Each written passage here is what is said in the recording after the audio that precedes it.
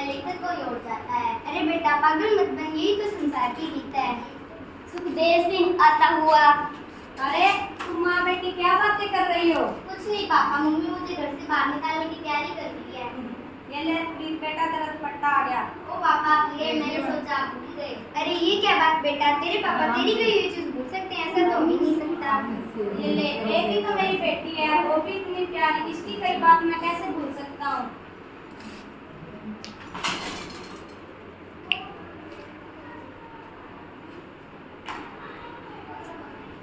ओह दिलीप को एक बात तो मैं तेरे को कहना ही भूल गया। हाँ जी।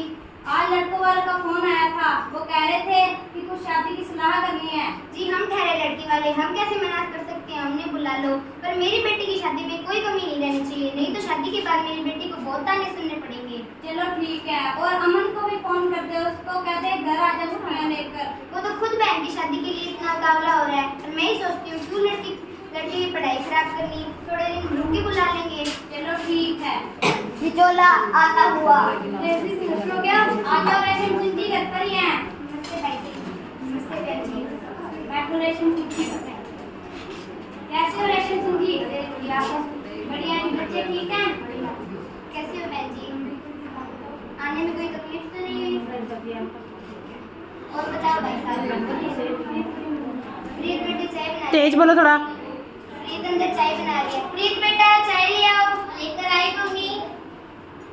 नमस्ते अंकल जी। नमस्ते।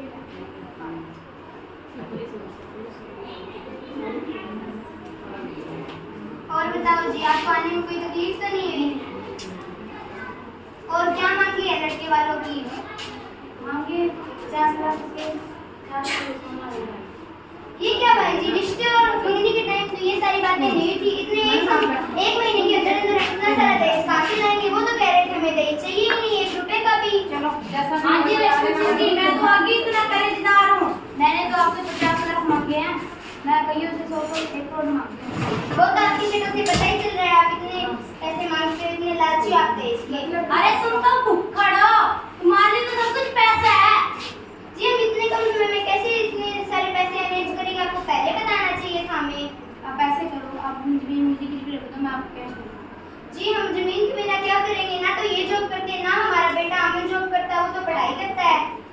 जमीन के बिना हम क्या खाएंगे, क्या पिएंगे? जमीन के बिना हमारा कुछ ही नहीं है। देख लो, आपकी मर्जी, आपकी बेटी है। जी देखते हैं फिर। जी आप जमीन के कागज तैयार करवा लो, हम साइन कर देंगे। रुको अंकल जी। पापा ये आप क्या कर रहे हो? प्लीज बेटा तुम अंदर चली जा। हाँ बेटा, बड़ों के बीच में छोटे नहीं बोलते। नहीं पापा मैंने सारी बात सुनी है, मैं आपको अपने दिल में नहीं रख रही हूँ। आपने मुझे पाल पोस कर इतना बड़ा किया, अमन भैया से कभी भी कम नहीं समझा। मैं आपको अपने दिल में नहीं रख रही हूँ। अरे नहीं बेटा, हम खुद कर लेंगे, तुम बाहर चली जाओ। नमस्ते अंकल जी। नमस्ते आंटी जी। अरे वाह, मेरी बहन की शादी हो रही है। हाँ बेटा। बेटा एक मिनट भैया इधर आना।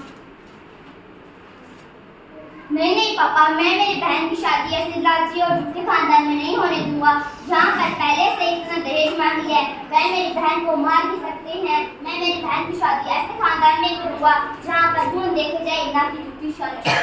हाँ जी, हम भी ये रिश्ता तोड़ते हैं। हम हमारी बेटी को दहेज के लालची घर वालों में शादी नहीं करवा सकते, क्योंकि वहाँ उसे मार भी सकते हैं, शादी के बाद और दहेज मांग सकते हैं। अब तो हम जमीन गिरवी रखकर सारा जो भी आपने धन मांगा है वो दे देंगे, बाद में कहाँ से देंगे हम?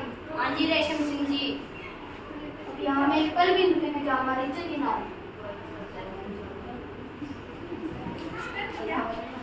इस कहानी से हमें यह शिक्षा मिलती है कि नहीं तो हमें दहेज लेना चाहिए और ना ही हमें दहेज देना चाहिए, और दहेज की जहाँ मांग हो वहाँ हमारी बहन बेटी की शादियाँ नहीं करनी चाहिए। Thank you.